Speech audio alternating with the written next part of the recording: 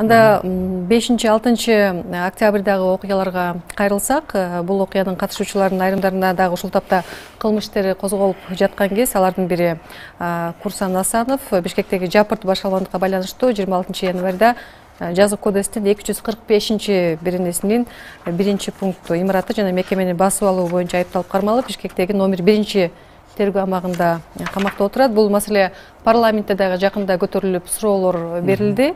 Мен анда Дастан Бекешевдин кыскача пикирине көңүлүңүздү бурам, анан кайрадан сурообузду улантсак. Первый вопрос это именно по Курсану Асанову. Биринчи суроом Курсан Асановго байланыштуу. Азыр ага Ички иштер министрлигинин имаратын басып алуу боюнча айып коюлуп жатат. Бирок бир кишинин бүтүндөй милицияны барып басып алышы ойго келгис жагдай. Анда бир кишинин кирип келип басып алышына жол берген эмне деген милиция деген суроо жаралат. Анын үстүнө 7 октябрда ал көчөдө милицияны сапка тизди. Ал жалгыз өзү баарын алып келип сапка тизе албайт да. Менимче бул маселелерди объективдүүрөөк кароо керек. Биз депутаттар тергөө жана сот иштерине кийлигишүүгө укугубуз жок. Бирок пресс кызматтар ушундай айыптоолорду жарыялап жатканда буга окшош суроолор жаралууда. Андыктан ал эмнеге айыпталып жатканын так айтып, сотун ачык кылышса туура болот эле. Ошол кезде ким кайсы гана мекемени басып алган жок? Эмне үчүн башкаларга айып коюлбайт? УКМКны басып алгандар болду. Финполду, башкы прокуратураны басып алууга аракет жасашты. Кайсы гана мамлекеттик органдарды басып алышкан жок? Эмне үчүн аларга айып коюшпайт? Объективдүү болуу керек. Ну надо же быть объективными. Дастан Бекешевдин суроосунда логика барбы? Дастан Бекешевдин суроосу негизинен бүгүн Курсан Асанов боюнча тергелип атат, билесиздер. Суроону бергенде бул киши өзү кээде соттун дагы ролун аткарып эле сот ачык болсо деп боло элек сот жөнүндө да айтып кетип атат да. Негизи бул тергөөсү гана жүрүп атат.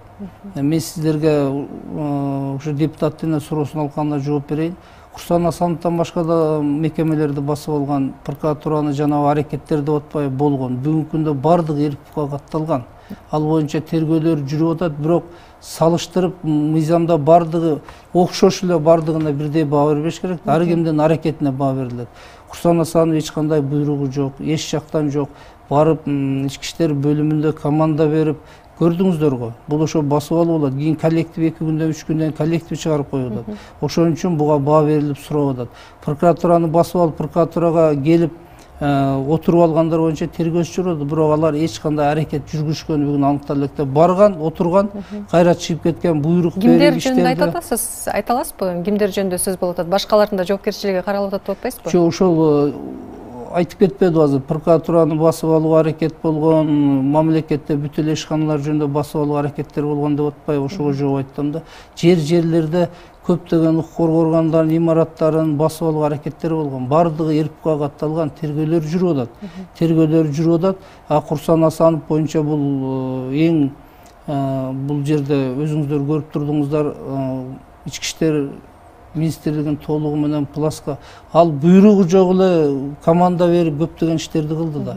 Ар кандай аракеттер бар, тергөөнүн бардыгын сиздерге айтып бере албайм да. Ошондуктан бүгүн тергөөсү жүрүп атат. Бирок бул Курсан Асанов күнөөлүү ушу менен соту болот деген сөз эмес. Тергөөсү жүрсүн, эртең айыбын бекитүүгө келгенде биз ар бир факт боюнча карап чыгабыз буну. Ошого карап анан кол коюп беребиз да. Демек башка адамдардын дагы ошол күнкү жоопкерчилиги каралабы? Ушундай ачык маалыматтар чыгабы? Тергөөсү аныкталса ачык маалымат чыгат, айыбы козулат, сотко кетет. Жерлерде бүт эле каралып атат. Бирок бардыгын реклама кылып айта бербейсиң да. Ал киши багы бирок Курсан Асановдука ачык айтылды да. Курсан Асановдука биринчиден ачык органдар айткан жок, журналисттер бардыгы өздөрү кызыгып элге жайып атат. Ошондон бул кишиники билинип атат. Башка адамдар кылмышы жүрүп аткан, жүрбөгөнүн эч ким билбейт да бүгүн, туура. Ошонун негизинде толук маалымат ар жака тарап атат да. Туура да, туурамастан маалымат тарап атат. Анткени ал күнкү окуялардын бардыгы тең ошол маалымат каражаттары аркылуу, түз эфир аркылуу көрсөтүлгөн да. Ким кайда эмне кылып жүргөнү туурасындачы, анан ошол мисалы маалыматтар дагы пайдаланылып, ошонун негизинде дагы жоопкерчилик каралышы мүмкүнбү? Ошол күнкү окуялардын катышуучуларына карата. Сурооңузга так түшүнбөдүм да. Эгерде кылмыш окуясын көрсөткөн болсо, ошол видеого түшкөндөр боюнча сөзсүз баа берилиш керек. Эгерде жалпы көрүнүш болсо, эми аны юридикалык баа бере албайсың. Эгерде сиздерде камерага түшкөн ушундай кылмыш фактылар болсо, бериңиздер, биз тактап чыгабыз, текшерип чыгабыз. Анткени ошол Коопсуздук кеңешинин катчысынын мурдагы орун басары Өмүрбек Субаналиев ошол ал күнкү тополоңдо расмий бийлик жок болуп калгандыгын, топтолгон эл түрмөдө жаткандарды чыгара баштагандыгын, ошол нерсени токтотуу үчүн ошол Курсан Асанов тартылганын, ал баягы коопсуздукту сактаган бир адамдардын бири болгон деген өзүнүн пикирин айтып атат да. Анан ошондуктан ал Курсан Асановдун камалышын мыйзамсыз деп эсептеп жатат. Анан ошол күнкү окуялардан кийинки ошол прокуратурага келген адам катары сиз муну мисалы толук кандуу четке кагасызбы же баары бир анын айтканында негиз бар деп эсептейсизби? Өмүрбек Субаналиев биринчиден белгилүү инсан, бирок кызмат адам эмес да. Кызмат адам болбой туруп мыйзамды мыйзамсыз деп айткан өзү туура эмес. Ал кылмышын окуду, көрдү. Ошол учурда ыйгарым укугу бар болчу да. Ошол учурда ыйгарым укугу бар экенин аны тактап чыгыш керек. Ал киши кандай ыйгарым укуп эле? Курсан Асановду жөнөтүүгө укугу бар беле, жок беле? Мунун бардыгын такташ керек. Бирок такталганда маселелер бар. Мен сиздерге азыр тергөө жүрүп атканды айта албайм да. Тергөөнүн купуялыгы бар. Бирок Курсан Асановду эч ким мыйзамсыз жоопко тартпайт. Азыр кылмышка шектелүүдө. Ал кылмышка жоопко тартып сотко кетиргенде бул өзүнчө маселе. Тергөөсү гана жүрүп атат азыр. Ошол учурда сиз азыр айтып атпайсызбы, бийлик бар беле жок беле депчи? Анан бийлик эмес, Өмүрбек Субаналиевдин кандай бийлиги бар эле, кандай укугу бар эле буйрук бергенге. Ошол бир тарапты айтып атасыз. Мен экинчи тарап жөнүндө сурагым келип атат. Экинчи тарап боюнча сураңыз. Укук коргоо органдарынын ошол учурда окуялардан кийин эле укук коргоо органдарынын жетекчилери, Ички иштер министрлиги, ошол улуттук коопсуздук боюнча мамлекеттик комитеттин жетекчилиги жок болуп калды да. Анан кайсы бир деңгээлде канча бир убакыт Кыргызстан мындай бийликсиз жашап аткандай бир кырдаал жаралып калды. Ошол адамдардын жоопкерчилиги жана ошол учурда мындай ошол кырдаалдын бир жаралышына бир шарт түзүп кеткен ошол кездеги президент Сооронбай Жээнбековдун дагы жоопкерчилиги каралабы ошол окуялар боюнча? Анткени ал күнү адам өмүрү кыйылды, Үмүт деген жигит. Андан тышкары укук коргоо органдарынан дагы, көчөгө нааразы болуп чыккан эл тарабынан дагы жабыркагандар абдан көп болду. 5-6 октябрда болгон окуя боюнча тергөөсү жүрүп атат. Бардык тиешелүү адамдар боюнча сурак болуп атат. Ал боюнча жыйынтык чыкканда кимдер тартылат, кимдер жоопкерчилиги бар, буну көрөсүздөр. Келечек убакыт көрсөтөт тергөөнүн жыйынтыгы менен. Азыр тергөөдө алдын ала мен көрөгөчтүк кылып мындай болот деп айтпайын. Бирок мыйзам бузуучулук, кызмат адам болуп туруп өзүнүн ыйгарым укугун пайдаланып, жана тоскоолдук жаратпаган болсо да жооп берет. Бул боюнча эми келе тергөөнүн жыйынтыгы менен баа берилет да. Ал эми ошол убакта мен азыркы баш прокурор эмес, ошол убакта депутат, ошол окуяга аралашкан адам катары айтсам, албетте ички иштер бөлүмүндө, тегиде укук коргоо тармагында, прокуратура системасында, сотто эгерде жетекчилер качып кетип жок болсо анын орун басары бар. Бул мамлекеттик кызматтар. Аны эч ким басып алууга, кабинетине кирүүгө, буйрук чыгарууга бул укугу жок да. Ошондуктан орун басары иш алып барат. Орун басарына болбой барып басып алып кызмат берсе, бул басып алып болобу? Ушундай көп маселелер бар да. Көчөдө милиция жалгыз калып калбадыбы мисалы ошол күндөрү? Милиция жалгыз калган жок, орун басарлар иштеп атты, анан ар кандай күчтөр болуп атты. Бирок жанагындай ошол убакта премьерди шайлоо Достук кәсіп мейманканасында билесиздер, премьер шайлады.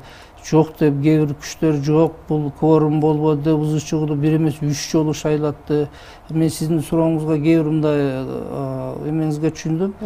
Азыркы бийликте отурган адамдар тарабынан мыйзам бузуучулукка бир кадам да ташталган жок да. Ошо мыйзамдуу болсун деп 6 жолу достукта 6 күнү депутаттар толук шайлап премьерди талапкерлигин көрсөттүк. Андан кийин дагы депутаттар шайладык. Ага болбой 3-чү жолу анан дагы 3 жолу шайлоо болду. Бул деген сөз ошо эч кандай бир мындай күмөн жаратуу болбосун. Мыйзамдуулуктан четтебейли деп ошо экинчи жактарын мен эсептешип ошо шайлоолорго барып мыйзамды өттү да бардыгы. Ошол убакта кайрылуулар болду. Эгерде жетекчилер кетип калса, орун басарлары башкарсын, эч ким басып албагыла, тийбегиле деген туурабы? Ошол убакта кырдаалга жараша болгон аракеттер да бул. Жээнбеков менен ошол сүйлөшүүлөрдө сиз аралаштыңызбы? Анан ошо бийлик өткөрүп берүү процесси мындай көп суроо ойдон калбадыбы? Башта кетпейм, отурам деп отуруп, анан бир аз убакыттан кийин кайра бийликти өткөрүп берүүгө аргасыз болду да. Ошол процесстерде сиз аралаштыңызбы? Кандай жүрдү? Кайра ошо президенттин жоопкерчилиги жөнүндө маселеге келип такалып атат да суроо. Кээ бир процесстерине мен аралашып калдым, албетте ошол мамлекеттин мыйзамдуу жолго түшсө, мамлекетти сактап калуу үчүн баардыгыбыз колдон келген аракет жасадык. Ошонун арасында мен дагы өзүмдүн аракетимди кылып жүрдүм. Жолугушуулар болду, жолугушууга барып, акыбалды көрүп түшүндүргөндөн кийин ал киши анан ушу мамлекеттин стабилдүүлүгү, мамлекеттин мындан ары мындайга барбаш үчүн деп макул болуп, анан өзүнүн арызын жазып кетти. Анан бардыгыңыздар билесиздер. Кызматын тапшырып тынч кетти. Андан кийин мамлекет стабилдүү өз жолуна түштү да. Бул 2010го дагы 2005 ар бир тополоңго салыштырып келгенде, бул 20-жылдагы 5-октябрдагы окуя бир дагы мыйзамдык талаадан чыгылган жок да.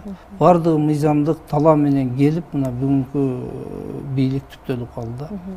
Бирок ошол кырдаалга алып келген жагдай боюнча президенттин жоопкерчилиги деген маселе көтөрүлөбү же ал бийликти тынчтык жол менен өткөрүп бергендиги менен ошол маселеге чек коюлабы? Эми бул маселелер тергөөнүн жыйынтыгы менен аныкталат. 5-октябрда окуяга ким алып келди, кандай алып келди, баарыбыз билебиз да. Тергөөнүн алдында мен кандай бир ой жаратып айта бербейт. Тергөө тергелсин, тергөө органдары кандай жыйынтык кылат, ошого карап анан баа беребиз. Сөзсүз түрдө бир гана биз бир принципти сактанышыбыз керек. Кылмыш кылган адам эч качан жооп бербей калбаш керек. Кылмыш кылбаган адам жоопкерчиликке тартылбаш керек да. Эми муну бир күндө жасай албайт экенсиң. Себеби эң бизде азыр экономикалык мындай каатчылыктан мурда дагы 12-жылдан бери кадр маселесин талкалап алдык. Мамлекеттик системаны азыр жолго коюу бул да өтө оор болуп турат да. Кашкар Жумушалиев менен Опунбаевке издөө жарыяланганбы? Азыр алар боюнча эмне иш жүрүп атат? Алар боюнча иш аракеттер жүрүп атат. Эми азыр мен сизге эмне иш кылып аткан тергөө убагында айтпай эле коеюн. Издөө жарыяланганбы? Бул боюнча издөө жарыяланган, каерде жүргөндөрү да аныкталып атат, бирок жыйынтык берилет угасыздар убагында.